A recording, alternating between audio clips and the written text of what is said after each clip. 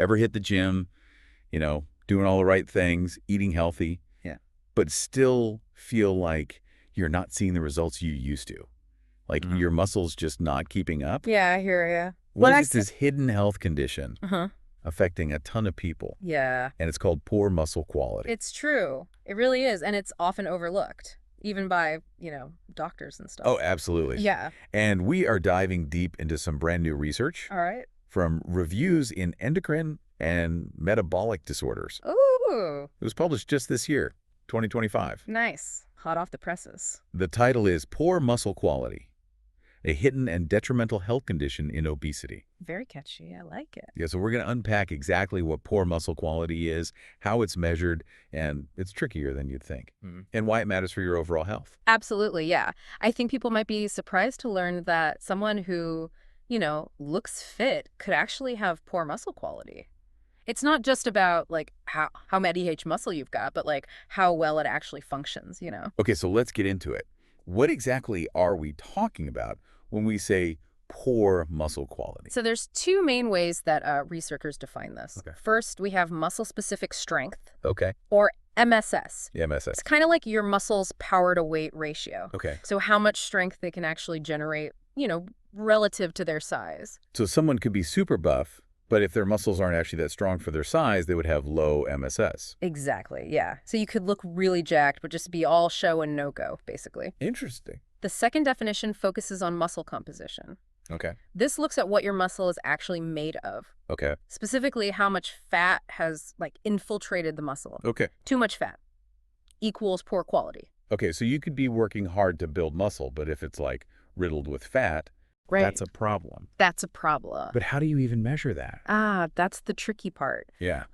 There's actually a whole range of methods from super high-tech imaging like CT and MRI scans. Ooh, fancy. Yeah, these give you a really direct look, but can be, expensive Sure. and not always accessible. Of course. But then there are more widely available assessments, Okay. like DXA scans, BIA, ultrasound, Right. even simpler things like just measuring calf circumference Wait a minute. or doing a hand grip strength test can provide some clues. Really? So, those measurements they do at the gym actually mean something? Well, they can be used as a surrogate marker for muscle mass, which is one component of muscle quality. But yeah, you're right. Yeah. It's not a perfect measurement. It's not like the be-all and end-all. Sure. No single test is really perfect. Right. And each one has its limitations, especially, in people with obesity. Right. It's really about looking at, the whole picture.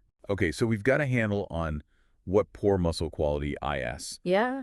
and kind of how it's measured. Yep. Now let's dive into the WHY. All right. What's actually happening in the body that's leading to this? Well, it's often a cascade of events. Okay. And obesity is often, the thing that kicks it all off. Okay. Excess fat storage, particularly the visceral fat, the stuff that surrounds your organs, Yeah.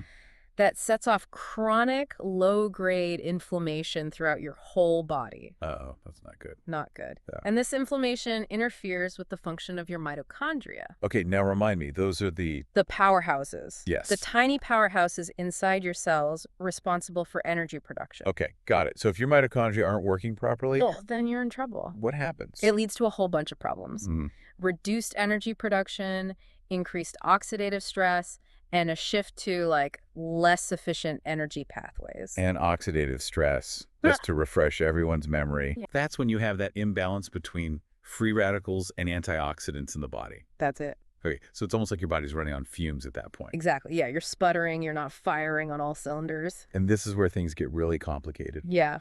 Because doesn't this mitochondrial dysfunction then create a domino effect, impacting other metabolic processes in your body? You're exactly right. Okay. So the mitochondrial dysfunction, along with the chronic inflammation we talked about, Right. that leads to metabolic issues like insulin resistance. Yep. And to make matters worse, that insulin resistance can actually contribute to more fat getting deposited in the muscle. Oh, no. It's a vicious cycle. It's like a downward spiral. That's a scary thought. So it's not just about looking good. Poor muscle quality is tied to some serious health problems. Oh, yeah, big time. But before we get into all that, who's actually at risk here? Is it just people who are obese? Obesity is definitely, a major risk factor. Okay. but it's not the only one. Right. There are some non-modifiable risk factors like age. Okay. Older adults are more susceptible to poor muscle quality. Makes sense. And sex plays a role too. Okay. Females tend to have lower muscle quality than males. No, really. Yeah, unfortunately. But the good news is I like good news. a lot of the risk factors are modifiable, like things we can change. Nutrition, for instance. Yeah. What you eat can really have a huge impact on your muscle quality. Really? So what we eat matters. Oh, big time. You bet it does. I'm all ears.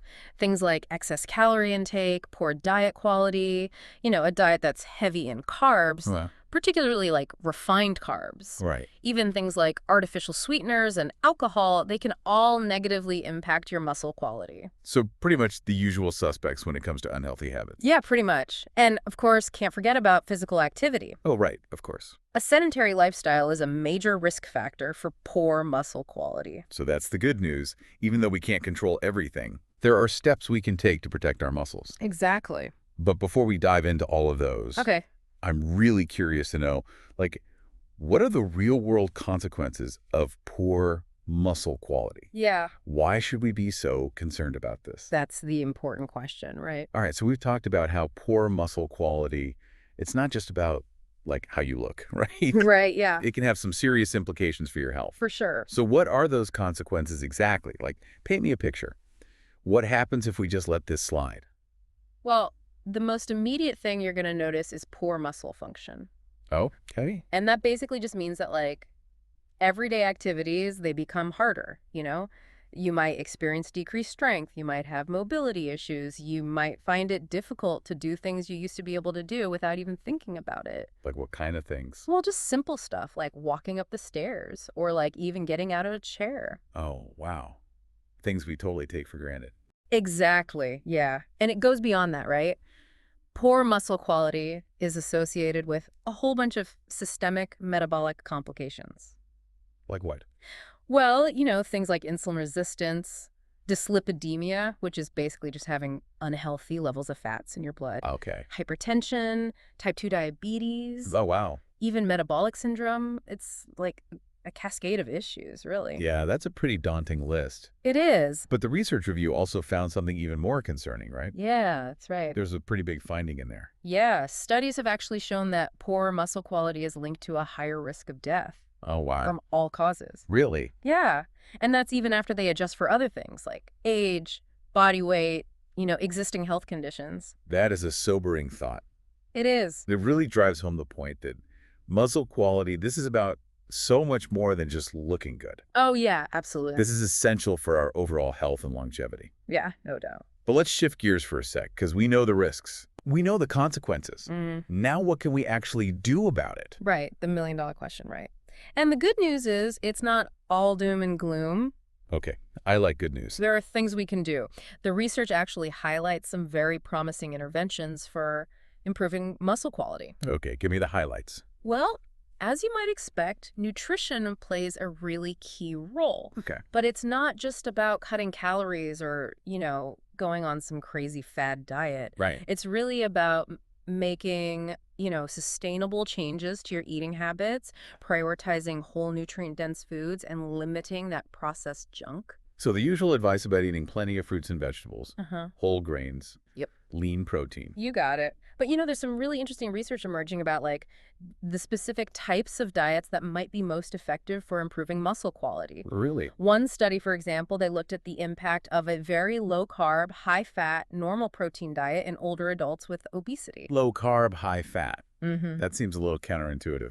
I know, right? You would think you'd want more carbs for energy, especially if you're exercising, right? Exactly. But the results were pretty remarkable. Really? Yeah. So after 8 weeks on this diet, combined with an exercise program, of course, participants, they experienced significant weight loss. Okay, not surprising. No, not surprising at all. But they also saw some impressive reductions in both intramuscular fat. Now, remind me again what intramuscular fat is. Intramuscular fat, that's the fat that infiltrates between muscles. Okay. So not the subcutaneous fat that's right under your skin, but the fat that gets right in between your muscles. Got it. And they also saw reductions in visceral fat, too, which is the really dangerous fat surrounding the organs. So it was like targeting those specific types of fat that really contribute to poor muscle quality. Exactly. That's fascinating. Yeah. And these results were significantly better than what they saw with folks who were following like a standard low-fat diet. So the low-carb, high-fat is showing some real promise. That is. But what about protein?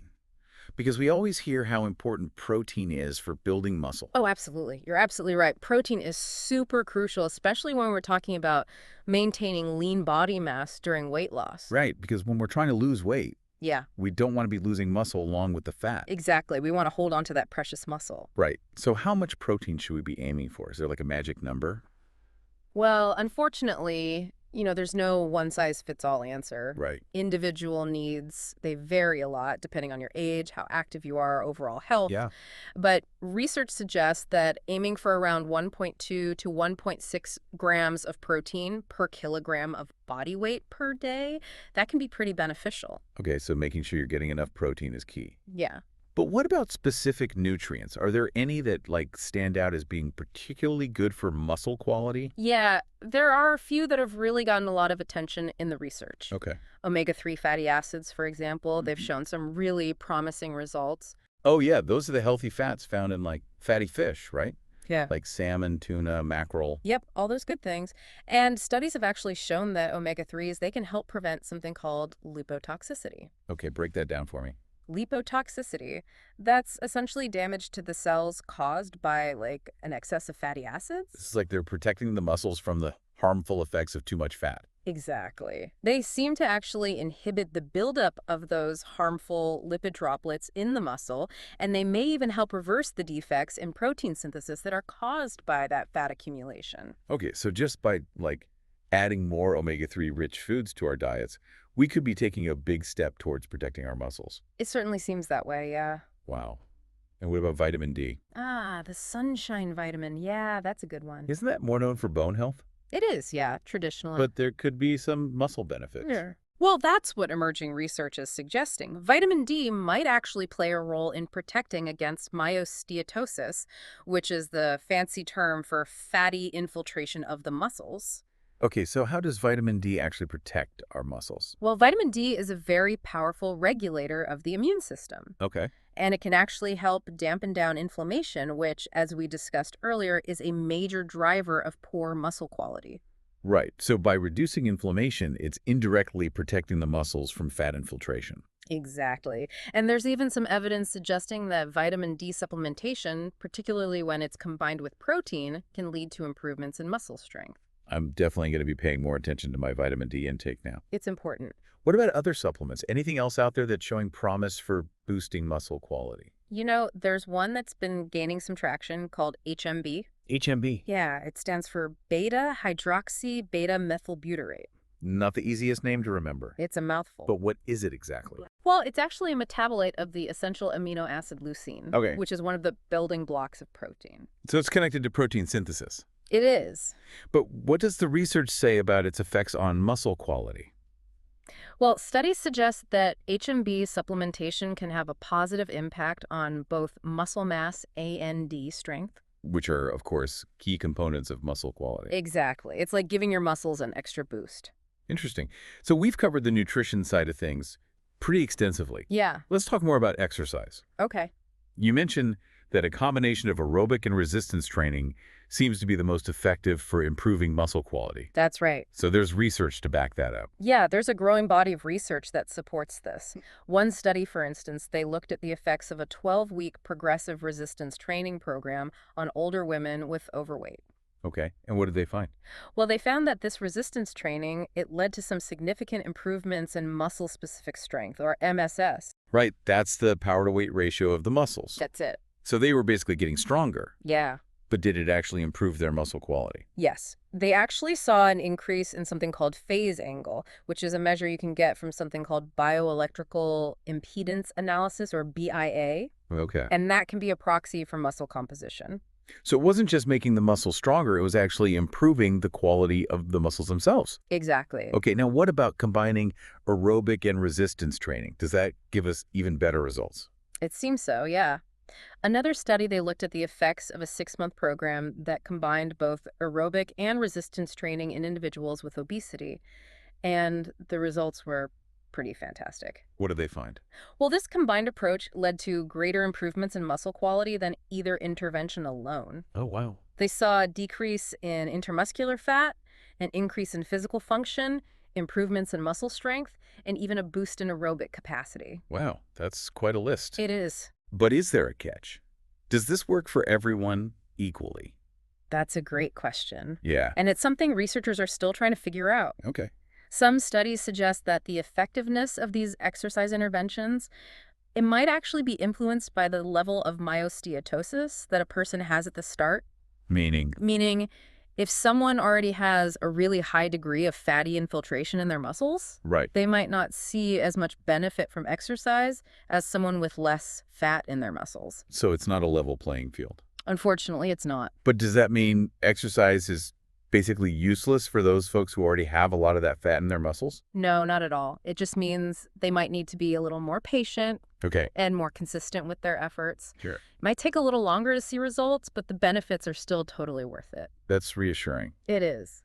But we've also talked about how challenging it can be to make those long-term lifestyle changes, even when we know they're good for us. Yeah, for sure. So what about those of us who just need a little extra support? Yeah. Like, what role can behavioral modification and psychological interventions play? Oh, they can play a huge role. It's not just about knowing what to do. Right. It's about actually having the tools and the support to implement those changes and to make them stick. So we're talking about, like, therapy. Not necessarily like traditional therapy, although that can be helpful for some people. Okay. But there are a variety of like strategies and programs that are designed to help people make those lasting changes to their behavior. For instance, cognitive behavioral therapy or CBT. Oh, yeah, CBT. That can be really helpful for helping people identify and modify like negative thought patterns and beliefs that might be, holding them back from making those healthy choices. So it's about addressing, like, the mental and emotional barriers to change. Exactly.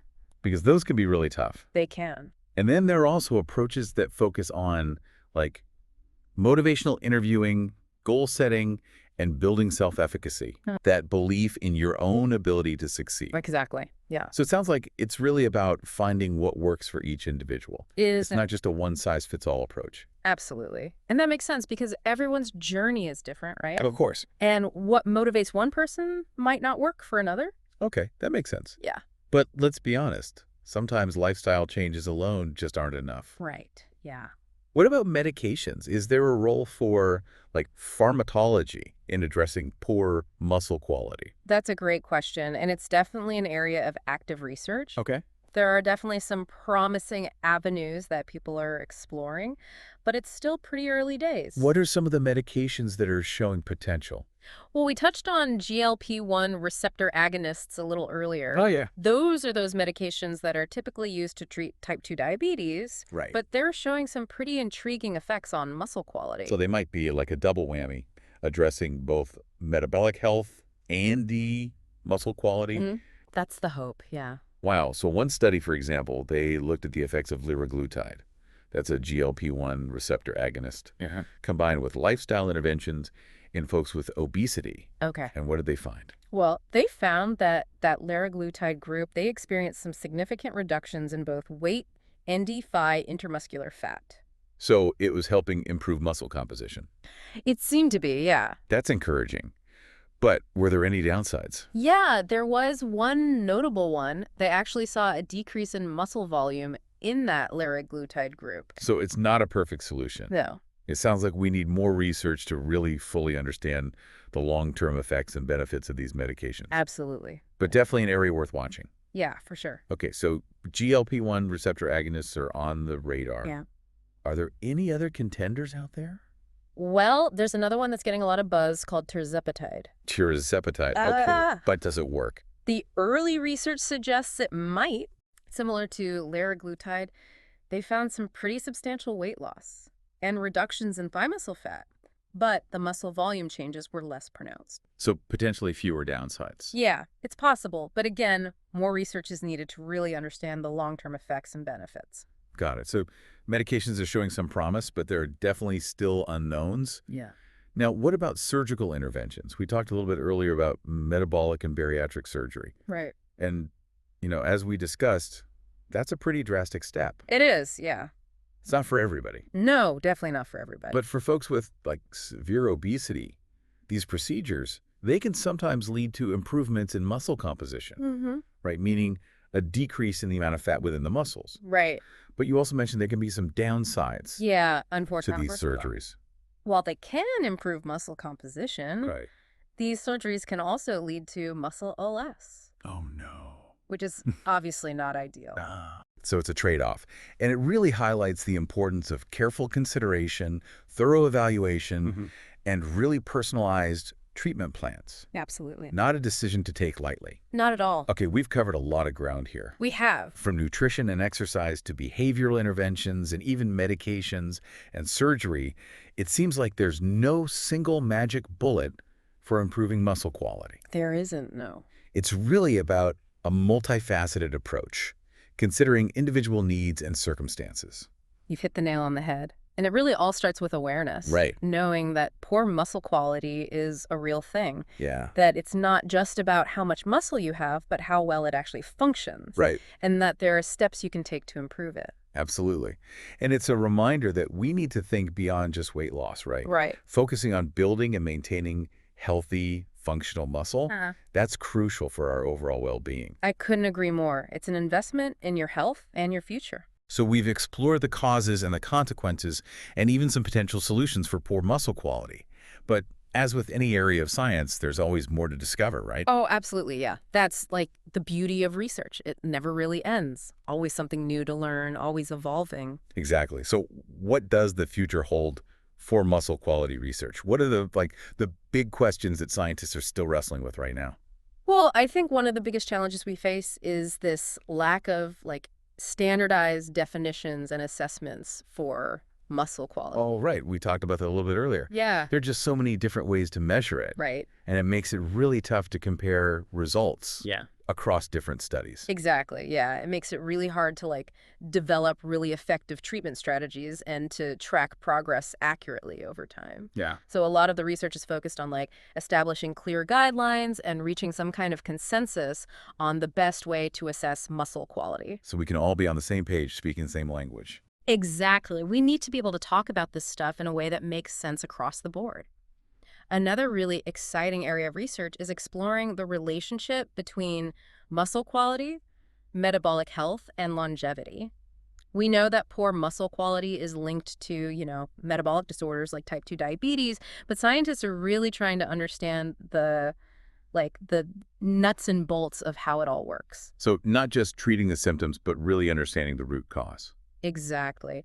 And there's a growing amount of research that's investigating whether improving muscle quality can actually help prevent or even reverse some of these metabolic disorders, which is really cool. That is really fascinating. It really highlights how interconnected our bodies are. Oh, yeah. Like how everything is linked together. Everything's connected. And speaking of interconnectedness, there's also a growing interest in the role of muscle quality in healthy aging. We hear a lot about maintaining muscle mass as we get older. Right. But it's becoming more and more clear that muscle quality is just as important, if not more. So it's not just about how MUCH muscle you have.